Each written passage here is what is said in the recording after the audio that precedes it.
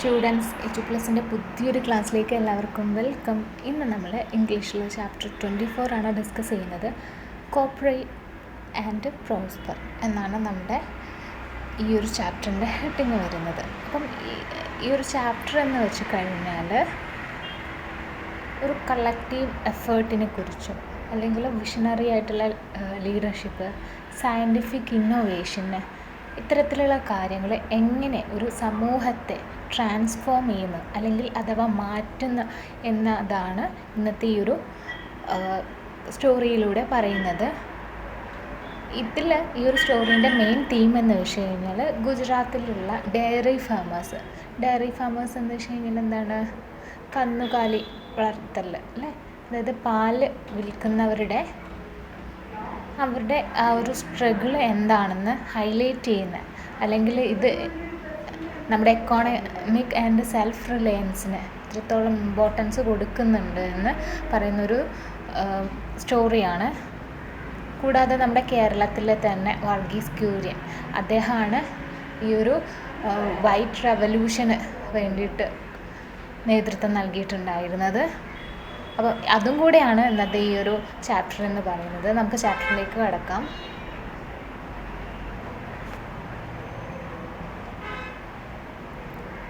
ചാപ്റ്ററിൻ്റെ ഫസ്റ്റ് ഭാഗങ്ങളിലായിട്ട് വരുന്നത് this is a story about cattle rearing farmers of Gujarat and how their fate changed.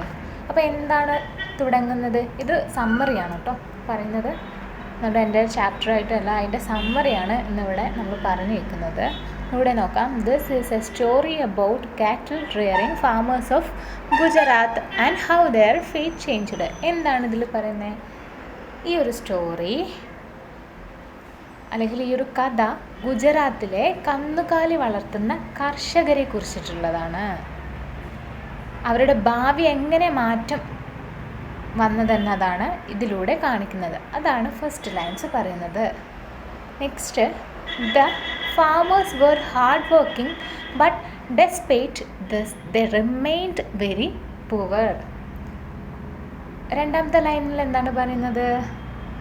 കർഷകർ, the farmers അല്ലേ, അവരെന്താണ്, അതീവം പ്രയത്നിക്കുന്നവരായിരുന്നു. The were hard working but despite this the remained very poor. അപ്പോൾ ഇത്രയധികം പ്രയത്നിച്ചിട്ട് പോലും അതിനൊടുവിലും അവർ അത്യന്തം ദരിദ്രരായി ആണ് തുടർന്നിട്ടുണ്ടായിരുന്നത്. അപ്പോൾ ഇവിടെ എന്താണ് എക്സ്പ്ലെയിൻ ചെയ്യുന്നത്? ഫസ്റ്റ് തന്നെ നമ്മുടെ ഈ ഒരു ഇൻട്രൊഡക്ഷനിൽ ഗുജറാത്തിലെ ഡയറി ഫാമേഴ്സ് അനുഭവിക്കുന്ന സ്ട്രഗിൾസാണ് പറയുന്നത് കേട്ടോ.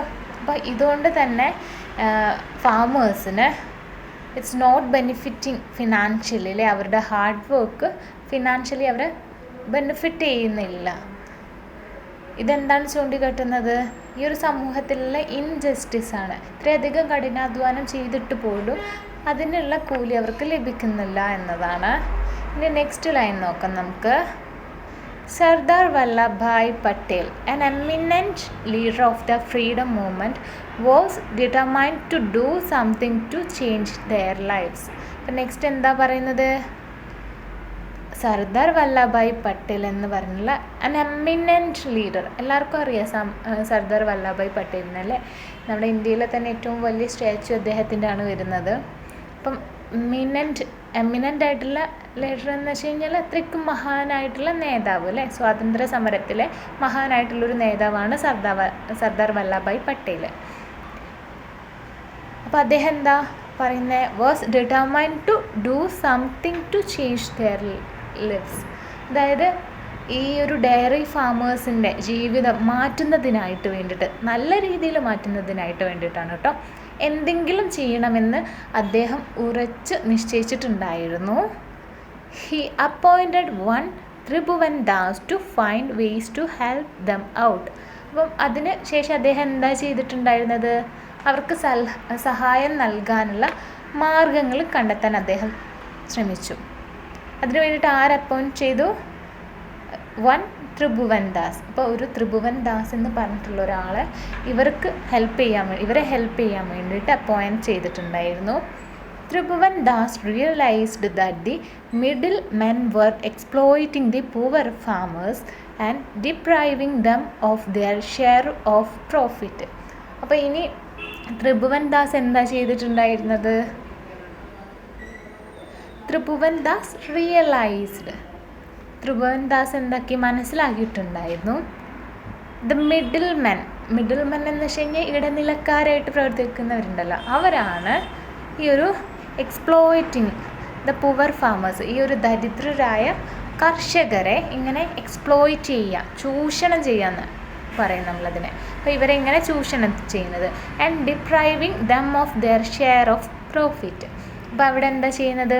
അവരുടെ ലാഭവിഹിതം, അതാണ് ഷെയർ ഓഫ് പ്രോഫിറ്റ് എന്നുകൊണ്ട് ഉദ്ദേശിക്കുന്നത്, അത് അവർക്ക് ലഭിക്കാതിരിക്കാൻ ശ്രമിക്കുകയും ചെയ്യുന്നു. ഇങ്ങനെ ലാഭവിഹിതം കിട്ടാന്നുണ്ടെങ്കിൽ തീർച്ചയായും അവർ ഈ പുവർ സ്റ്റേറ്റിലായിരിക്കില്ല, കുറച്ചും കൂടി ഡെവലപ്ഡ് ആയിട്ടുള്ള ലിസ്റ്റ് മുന്നോട്ട് നയിച്ചു കൊണ്ടുപോകുമായിരുന്നു.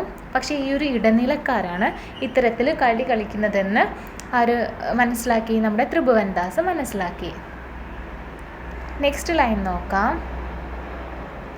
He decided to get the farmers and form a cooperative. അപ്പം എന്താണ് നെക്സ്റ്റ് അദ്ദേഹം ചെയ്തിട്ടുണ്ടായിരുന്നത്? He decided to get the farmers and form a cooperative. അതായത് അദ്ദേഹം കർഷകരെയൊക്കെ വിളിച്ചു ചേർത്ത് അല്ലെങ്കിൽ ഒരുമിച്ച് ചേർത്തൊരു സഹകരണ സംഘം, കോപ്പറേറ്റീവ് എന്ന് വെച്ച് കഴിഞ്ഞാൽ സഹകരണ സംഘം രൂപീകരിക്കാൻ അദ്ദേഹം തീരുമാനിച്ചു, ഡിസൈഡ് ചെയ്തു. നെക്സ്റ്റ് നോക്കാം. In this way, they would directly sell their produce and share the profits by eliminating the middlemen. അപ്പം ഈ ഒരു രീതി തുടരുന്നതാണെങ്കിൽ അവർക്ക് എന്താണ് നേട്ടം കിട്ടുന്നത്? അവർ നേരിട്ട് ഉൽപ്പന്നങ്ങൾ വിൽക്കുകയും ഇടനിലക്കാരെ ഒഴിവാക്കി ലാഭം പങ്കിടാനും അവർക്ക് പറ്റുന്നതായിരുന്നു. അതാണ് and this way they would directly sell their produce. അല്ലേ, directly എന്ന് വെച്ച് കഴിഞ്ഞാൽ നേരിട്ട് തന്നെ അവരുടെ ഉൽപ്പന്നം വിൽക്കാൻ പറ്റും. And share the profits by eliminating the middleman. എന്താണ്? ലാഭവിഹിതം അവർക്ക് തന്നെ എടുക്കാം, എലിമിനേറ്റ് ഇടനിലക്കാരെ ഒഴിവാക്കിക്കൊണ്ട് തന്നെ അവരിലേക്ക് തന്നെ ആ ഒരു ലാഭം കിട്ടുന്നതായിരിക്കും, പ്രോഫിറ്റ് ഏൺ ചെയ്യാൻ പറ്റുന്നതായിരിക്കും. This idea worked well but soon he faced another problem. അപ്പോൾ ഇവിടെ എന്താണ് ഈ ഒരു ഐഡിയ എന്ന് വെച്ച് കഴിഞ്ഞാൽ വെൽ വർക്ക് ചെയ്തിട്ടുണ്ടായിരുന്നു, അത് വിജയകരമായിട്ട് നടപ്പിലാക്കാൻ കഴിഞ്ഞിട്ടുണ്ടായിരുന്നു. But soon he faced another problem. അപ്പം പക്ഷേ കുറച്ച് കഴിഞ്ഞപ്പോൾ അദ്ദേഹത്തിന് മറ്റൊരു പ്രശ്നം നേരിടേണ്ടി വന്നിട്ടുണ്ടായിരുന്നു. He could not compete with a well-established British dairy in Mumbai. അപ്പം ഇദ്ദേഹത്തിന് ഈ ഒരു ത്രിഭുവൻ ദാസിന് എന്താണ് നെക്സ്റ്റ് ഫേസ് ചെയ്തിട്ടുണ്ടായിരുന്ന പ്രോബ്ലം എന്ന് വെച്ച് കഴിഞ്ഞാൽ he could not compete with a well established British dairy in Mumbai. അതായത് മുംബൈയിൽ ഉണ്ടായിരുന്ന ഒരു ഇതേപോലെ തന്നെ പാൽ ഉൽപ്പാദിക്കുന്ന കമ്പനിയായിട്ടുള്ള ബ്രിട്ടീഷ് ഡയറി, അവിടെ അതിനോട് കിടമത്സരിക്കാൻ വേണ്ടിയിട്ട് നമ്മുടെ ഈ ഒരു ചെറു കർഷകരടങ്ങിയിട്ടുള്ള സഹകരണ സംഘത്തിന് കഴിഞ്ഞിട്ടുണ്ടായിരുന്നില്ല. അതാണ് നെക്സ്റ്റ് അവർ ഫേസ് ചെയ്തിട്ടുണ്ടായിരുന്ന പ്രോബ്ലം എന്ന് വെച്ച് കഴിഞ്ഞാൽ.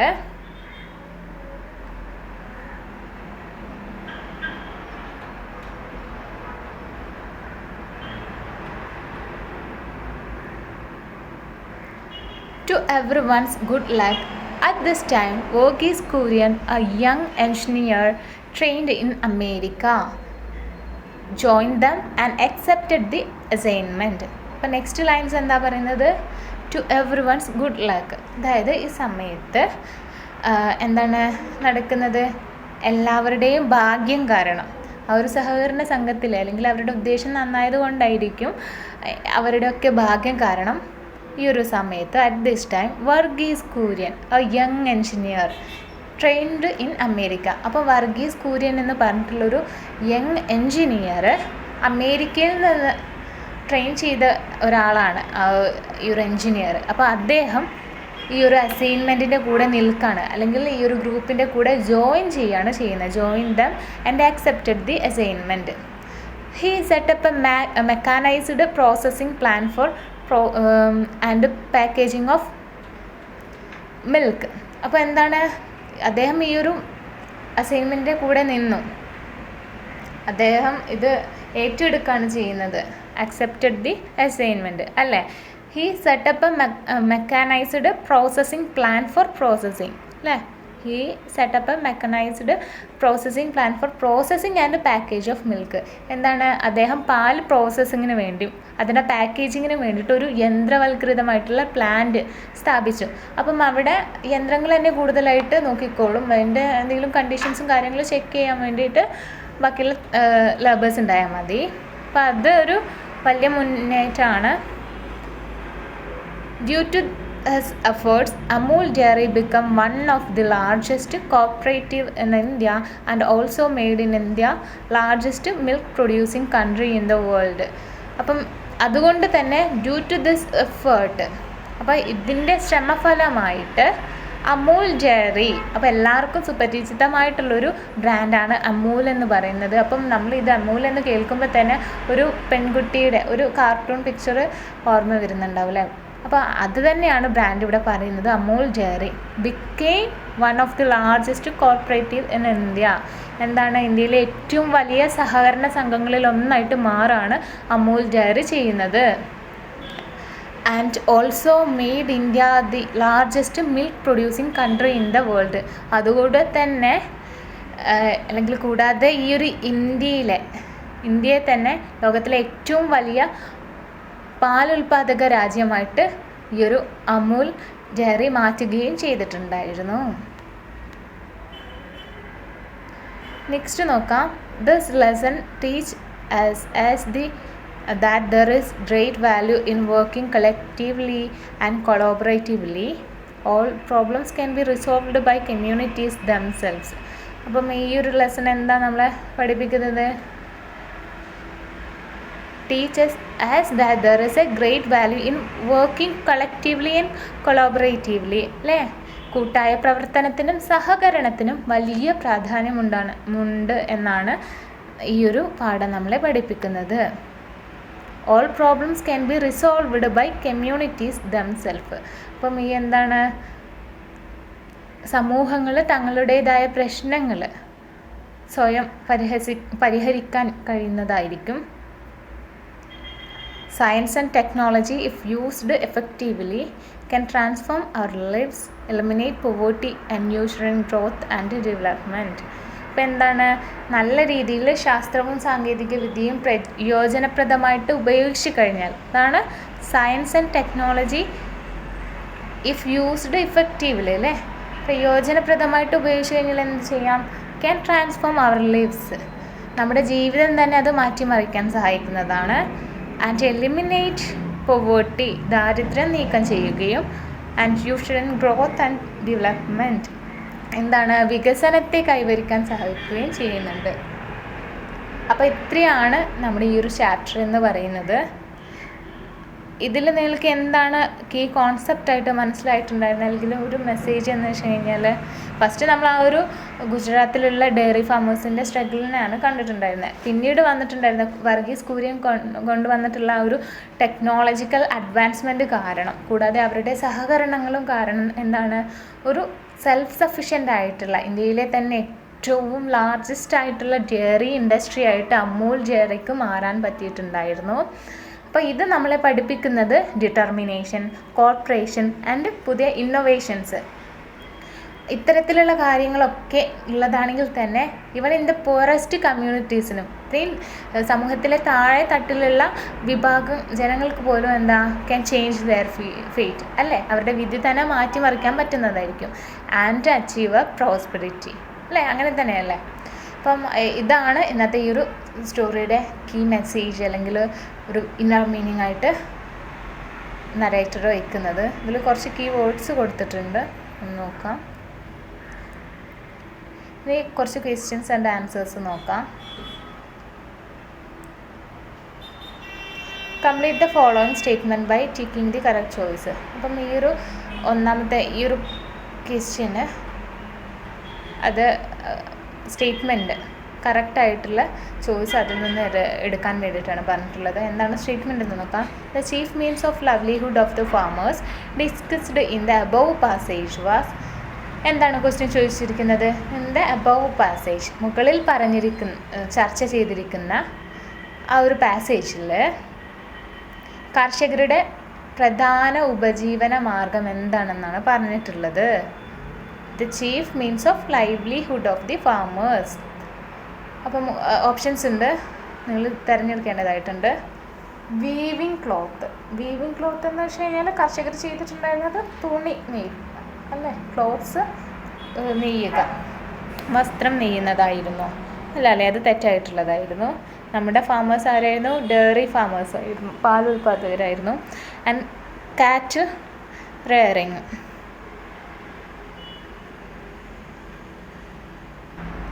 കാറ്റിൽ റിയറിങ് എന്ന് വെച്ച് കഴിഞ്ഞാൽ അതായത് പശു വളർത്തലായിരുന്നോ? ചാൻസ് ഉണ്ട് അല്ലേ, പശു വളർത്തലാണ്. കാരണം പശുവിനെ വളർത്തി കഴിഞ്ഞാൽ നമുക്ക് എന്താണ് ഡയറി പ്രൊഡക്ട്സ് ആയിട്ടുള്ള പാല് അല്ലേ, അപ്പം എന്താണ് പശു വളർത്തലായിരുന്നു ശരിയായിട്ടുള്ള ആൻസർ. പിന്നെ മറ്റേത് നോക്കേണ്ട ആവശ്യമില്ല, ട്രേഡ് ഇൻ ഷീപ്പ് ഒന്നുമല്ല, എന്താണ് ആടുകളെയും മറ്റ് കന്നുകാലികളെയും വ്യാപാരം അല്ല, പശു വളർത്തലിലൂടെയായിരുന്നു അവർ പാൽ ഉൽപ്പാദിപ്പിച്ചിട്ടുണ്ടായിരുന്നത്. നെക്സ്റ്റ് നോക്കാം. The narrator says the farmers in Gujarat worked very hard but they were always in want. The phrase always in want means that. അപ്പോൾ എന്താണ് ഈ ഒരു നരേറ്റർ, ഈ ഒരു സ്റ്റോറി എഴുതിയിട്ടുണ്ടായിരുന്ന ആൾ, വിവരിച്ചിട്ടുണ്ടായിരുന്ന ആൾ എന്താ പറഞ്ഞിട്ടുണ്ട്? Farmers in Gujarat worked very hard അല്ലേ. നമ്മുടെ ഗുജറാത്തിലെ ആ ഒരു ഡയറി ഫാമേഴ്സ്, കർഷകർ വളരെയധികം കഠിനാധ്വാനം ചെയ്തിട്ടുണ്ടായിരുന്നു. But they were always in want. And the phrase always in want, ഈ ഒരു ഫ്രേസ് എന്താണ് ചൂണ്ടിക്കാട്ടുന്നത്? ഇതിൻ്റെ ഇന്നർ മീനിങ് എന്താണെന്നാണ് ക്വസ്റ്റ്യൻ ചോദിച്ചിട്ടുള്ളത്. എന്താണ് ഇവിടെ അദ്ദേഹം പറഞ്ഞ ഓൾവേസ് ഇൻ വാണ്ട് എന്ന് വെച്ച് കഴിഞ്ഞാൽ അദ്ദേഹം പറഞ്ഞിട്ടുണ്ടായിരുന്നത് ഗുജറാത്തിലെ കർഷകർ വളരെ കഠിനാധ്വാനം ചെയ്തുവെന്നും എന്നാൽ അവരെന്താണ് എല്ലായ്പ്പോഴും ദരിദ്രരായിരുന്നുവെന്നാണ് ഓൾവേസ് ഇൻ വാണ്ട് കൊണ്ട് അദ്ദേഹം ഉദ്ദേശിച്ചിട്ടുള്ളത്. അപ്പോൾ താഴെ തന്നിരിക്കുന്ന ഓപ്ഷനിൽ ഇത് തിരഞ്ഞെടുത്ത് എഴുതാം നമുക്ക്. They could not make both ends meet. അപ്പോൾ ഇതൊരു ഇഡിയമായിട്ട് പറയാം. നമ്മളിപ്പോൾ മലയാളത്തിൽ ഒരു ചൊല്ലുണ്ട്, രണ്ടറ്റവും കൂട്ടിമുട്ടിക്കുക എന്ന്. അപ്പോൾ അതാണ് ഫസ്റ്റ് ഓപ്ഷനിൽ കൊടുത്തിട്ടുള്ളത്. They could not make both ends meet. അവർക്ക് എന്താണ് രണ്ടറ്റവും കൂട്ടിമുട്ടിക്കാൻ കഴിഞ്ഞിട്ടുണ്ടായിരുന്നില്ല. അതിൻ്റെ എക്സ്പ്ലനേഷനാണ് ബ്രാക്കറ്റിലുള്ളത്. The money they earned was not enough to meet even their basic needs.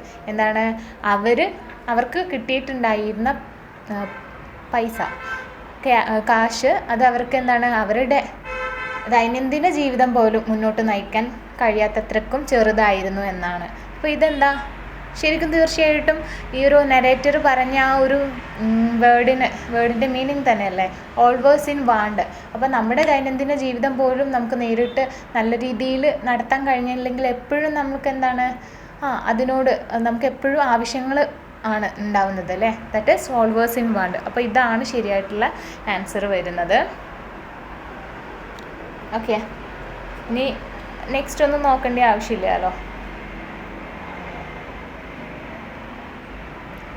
ഇനി നെക്സ്റ്റ് ക്വസ്റ്റ്യൻ നോക്കാം നമുക്ക്.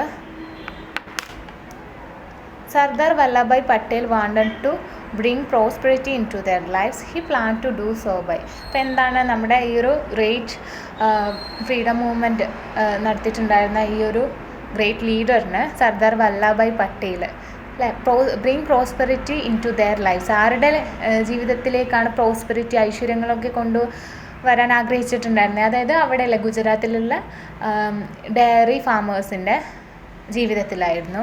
He plan to do so by. അപ്പോൾ അതിന് വേണ്ടിയിട്ട് അദ്ദേഹം എന്താണ് പ്ലാൻ ചെയ്തിട്ടുണ്ടായിരുന്നത്?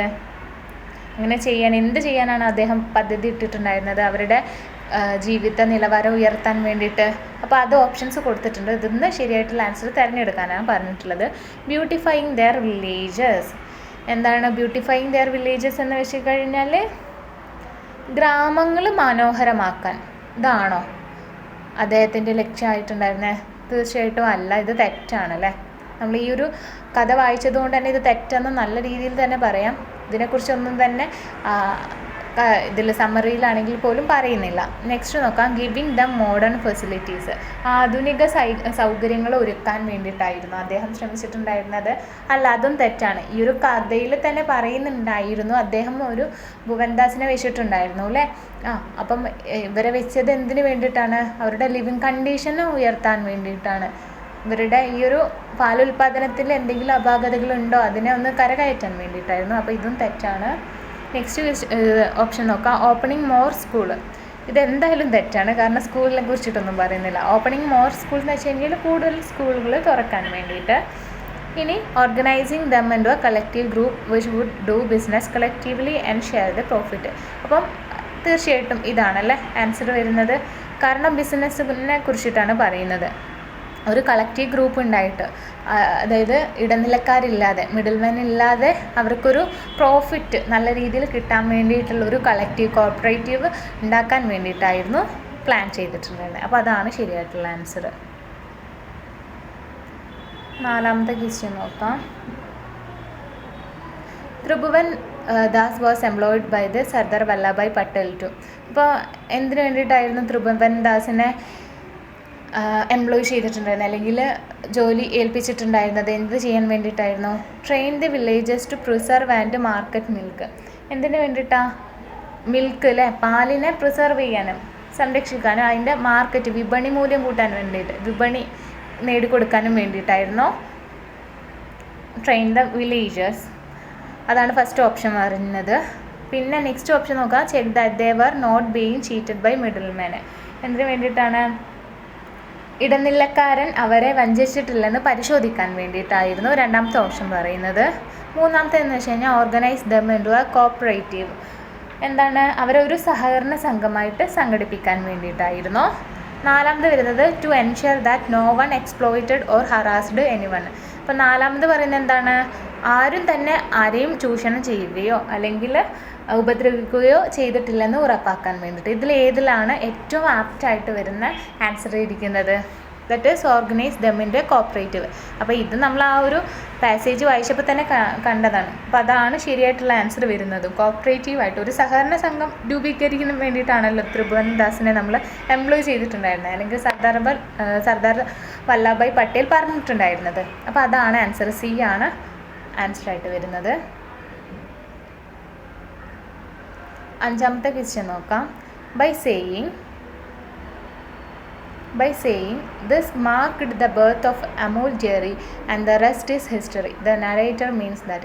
അപ്പം ചാപ്റ്ററിലെ അല്ലെങ്കിൽ നമ്മുടെ ഈ ഒരു പാഠഭാഗത്ത് ഒരു സെക്ഷനിൽ പറയുന്ന അവസാനമായിട്ട് പറയുന്നതാണ് ഈ ഒരു നരേറ്റർ. എന്തായിരുന്നു പറഞ്ഞിട്ടുണ്ടായിരുന്നത്? ബൈ സേയിങ് എന്ന് വെച്ചാൽ ഇങ്ങനെ പറഞ്ഞിട്ടുണ്ടായിരുന്നു, this marked the birth of Amul dairy. അപ്പം എന്താണ് ഇത്? ചരിത്രത്തിൽ തന്നെ അല്ലെങ്കിൽ അമൂൽ ഡയറിയുടെ ഉദ്ഭവത്തിന് കാരണമായി. And the rest is history. ബാക്കിയുള്ളതൊക്കെ ചരിത്രം എന്ന്. ബാക്കി ഇത് മെയിൻ ചെയ്യുന്നത് എന്താണെന്നാണ് താഴെയുള്ള ഓപ്ഷൻ തിരഞ്ഞെടുക്കാൻ വേണ്ടി പറയുന്നത്. ഫസ്റ്റ് നോക്കാം, the Amul dairy plan was the first one to be set up in India. എന്താണ് ഫസ്റ്റ് ഓപ്ഷനിൽ പറയുന്നത്? അമൂൽ ഡയറിയാണ് ഇന്ത്യയിലെ ഏറ്റവും ഫസ്റ്റായിട്ട് ഡെവലപ്പ് ചെയ്തിട്ടുണ്ടായിരുന്നതെന്ന്. ആണോ? അത് ശരിയായിട്ടുള്ള ആൻസർ അല്ലേ? ഓക്കെ, അത് തെറ്റായിട്ടുള്ള ആൻസറാണ്, അതല്ല വരുന്നത്. ആൻഡ് നെക്സ്റ്റ് വരുന്നത് the Amul dairy was set up and its success story after what's is so well known to everyone that it does not need to be told or stated. അപ്പോൾ രണ്ടാമത് എന്താ പറയുന്നത്? അമൂൽ ഡയറി നല്ല രീതിയിൽ അത് സെറ്റപ്പ് ചെയ്തിട്ടുണ്ടായിരുന്നു അല്ലേ, വിജയിച്ച് വന്നിട്ടുണ്ടോ, അതിൻ്റെ സക്സസ് സ്റ്റോറി എല്ലാവരിലും എത്തിച്ചേർന്നിട്ടുണ്ടോ, afterward is so well known to everyone, എല്ലാവരിലേക്കും അത് എത്തപ്പെട്ടിട്ടുണ്ടായിരുന്നു. അതുകൊണ്ട് തന്നെ അതിനെക്കുറിച്ച് പറയേണ്ടതായിട്ടുള്ള കാര്യങ്ങളൊന്നും വന്നിട്ടുണ്ടായിരുന്നില്ല. അപ്പം ഇതും തമ്മിൽ എന്തെങ്കിലും കണക്ഷൻ വരുന്നുണ്ടോ അല്ലേ? അപ്പം മോർ ക്ലാരിഫിക്കേഷൻ കൊടുക്കുന്നത് ഇത് തന്നെയാണ്. ഈ ഒരു സ്റ്റേറ്റ്മെൻറ്റിൻ്റെ ക്ലാരിഫിക്കേഷൻ കൊടുക്കുന്നത് രണ്ടാമത്തെ ആൻസറാണ് കേട്ടോ, ബി. ബാക്കി നെക്സ്റ്റ് നിങ്ങൾ നോക്കിക്കഴിഞ്ഞാലും മനസ്സിലാവും. The people of Gujarat took part in the historical freedom movement of India. എന്താണ് ഇത്? അബ്സല്യൂട്ട്ലി തെറ്റാണ്. ഗുജറാത്ത് ഫ്രീഡം മൂവ്മെൻറ്റിന് വേണ്ടിയിട്ട് ഗുജറാത്തിലെ ആളുകൾ ഭാഗമായിട്ടുണ്ടായിരുന്നു എന്ന് പറയുന്നത്. അപ്പോൾ ഫ്രീഡം മൂവ്മെൻറ്റിനെ കുറിച്ചിട്ടൊന്നും നമ്മളിതിൽ പറഞ്ഞിട്ടില്ല. ആദ്യം കൂടെ പറഞ്ഞത് അതിലുള്ള ഒരാളായിരുന്നു സർദാർ വല്ലഭായ് പട്ടേൽ.